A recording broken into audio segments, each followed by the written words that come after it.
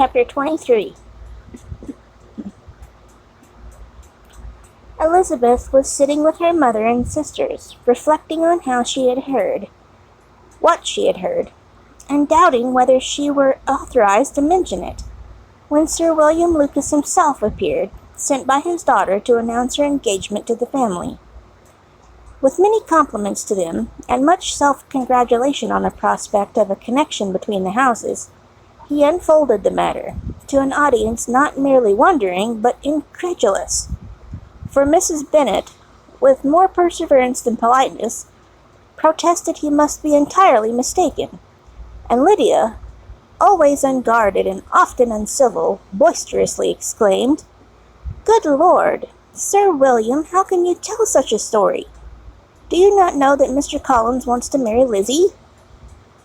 Nothing less than the complacence of a courtier could have borne without anger such treatment, but Sir William's good breeding carried him through it all,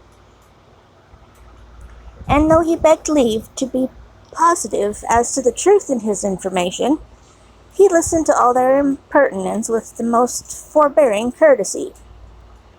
Elizabeth, feeling it incumbent on her to relieve him from so unpleasant a situation, now put herself forward to confirm his account, by mentioning her prior knowledge of it from Charlotte herself, and endeavored to put a stop to the exclamations of her mother and sisters by the earnestness of her congratulations to Sir William, in which she was readily joined by Jane, and making a variety of remarks on the happiness that might be expected from the match, the excellent character of Mr. Collins, and the convenient distance of Hunsford from London. Mrs. Bennet was in fact too much overpowered to say a great deal, while Mr. Williams remained, but no sooner had he left them than her feelings found a rapid vent.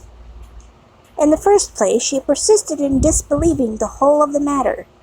Secondly, she was very sure that Mr. Collins had been taken in. Thirdly, she trusted that they would never be happy together. And fourthly, that the match might be broken off.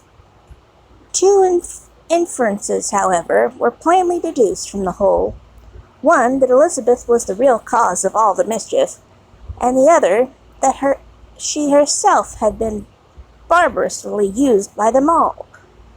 And on these 2 points she principally dwelt during the rest of the day. Nothing could console and nothing appease her, nor did the day wear out her resentment. A week elapsed before she could see Elizabeth without scolding her. A month passed away before she could speak to Sir William or Lady Lucas without being rude, and many months were gone before she could at all forgive their daughter. Mr. Bennet's emotions were much more tranquil on the occasion, and such as he did experience he pronounced to be of most agreeable sort, for it gratified him, he said, to discover that Charlotte Lucas, whom he had been used to think tolerably sensible, was as foolish as his wife, and more foolish than his daughter. Jane confessed herself a little surprised at the match, but she said less of her astonishment than of her earnest desire for their happiness, nor could Elizabeth persuade her to consider it as improbable. Kitty and Lydia were far from envying Mrs. Lucas, for Mr. Collins was only a clergyman, and it affected them in no other way than as a piece of news spread at Meryton. Lady Lucas could not be insensible of triumph on being able to retort on Mr. Bennet the comfort of having a daughter well married,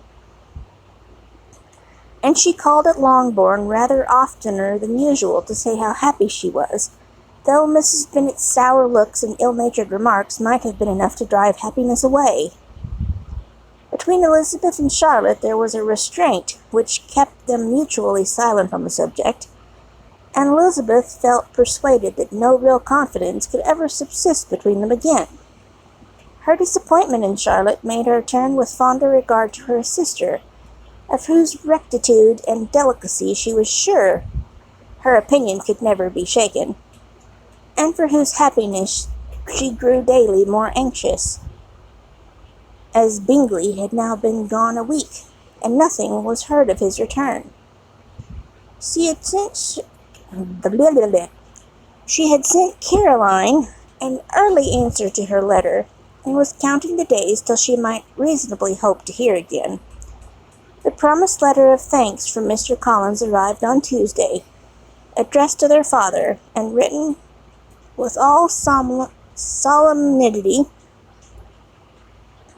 of gratitude which a 12-month's abode in the family might have prompted.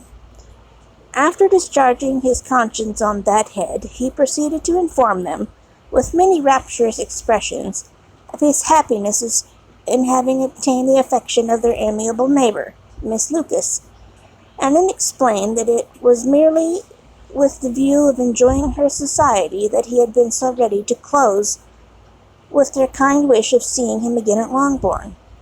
Whether he had hoped to be able to return on Monday fortnight, for Lady Catherine, he added, so heartily approved his marriage that she wished it to take place as soon as possible, which he trusted would be unanswerable argument with his amiable Charlotte to name an early day for making him the happiest of men.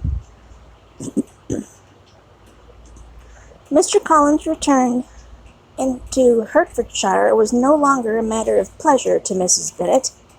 On the contrary, she was as much disposed to complain of it as her husband. It was very strange that he could come to Longbourn instead of to Lucas Lodge. It was also very inconvenient and exceedingly troublesome. She hated having visitors in the house while her health was so indifferent, and lovers were of all people the most disagreeable. Such were the gentle murmurs of Mrs. Bennet, and they gave way only to the greater distress of Mr. Bingley's continued absence. Neither Jane nor Elizabeth were comfortable on the subject. Day after day away without bringing any other tidings of him than the report which shortly prevailed in Meryton, of his coming no more to Netherfield the whole winter, a report which highly incensed Mrs. Bennet, and which she never failed to contradict as most scandalous falsehood. Even Elizabeth began to fear, not that Bingley was indifferent, but that his sisters would be successful in keeping him away. Unwilling as she was to admit an idea so destructive of Jane's happiness, and so dishonourable to the stability of her lover, she could not prevent its frequently recurring. The united efforts of his two unfeeling sisters, and of his overpowering friend, assisted by the attractions of Miss Darcy and the amusements of London, might be too much, she feared, for the strength of his attachment. As for Jane, her anxiety under this suspense was, of course, more painful than Elizabeth's, but whatever she felt she was desirous of concealing, and between her and Elizabeth, therefore, the subject was never alluded to. But as no such delicacy restrained her mother, an hour seldom passed in which she did not talk of Bingley, express her impatience for his arrival, or even require Jane to confess that if he did not come back she should think herself very ill-used. It needed all Jane's steady mildness to bear these attacks with tolerable tranquillity. Mr. Collins returned most punctually on the Monday fortnight, but his reception at Longbourn was not quite so gracious as it had been on his first introduction. He was too happy, however, to need much attention, and luckily for the others, the business of love-making relieved them from a great deal of his company.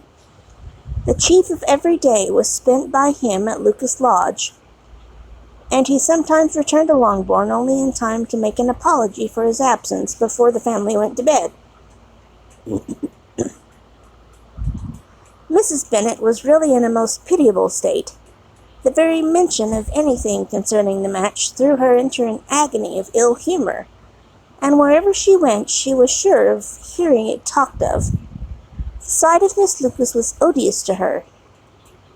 As her successor in that house, she regarded her with jealous abhorrence. Whenever Charlotte came to see them, she concluded her to be anticipating the hour of possession, and whenever she spoke in a low voice to Mr. Collins, was convinced that they were talking of the Longbourn estate, and resolving to turn herself and her daughters out of the house as soon as Mr. Bennet were dead. She complained bitterly of all this to her husband. "Indeed, Mr. Bennet," she said, "it is very hard to think that Charlotte Lucas should ever be mistress of this house, that I should be forced to make way for her, and live to see her take my place in it. My dear, do not give way to such gloomy thoughts. Let us hope for better things. Let us flatter ourselves that I may be the survivor." This was not very consoling to Mrs. Bennet, and therefore, instead of making any answer, she went on as before. "I cannot bear to think that they should have all this estate.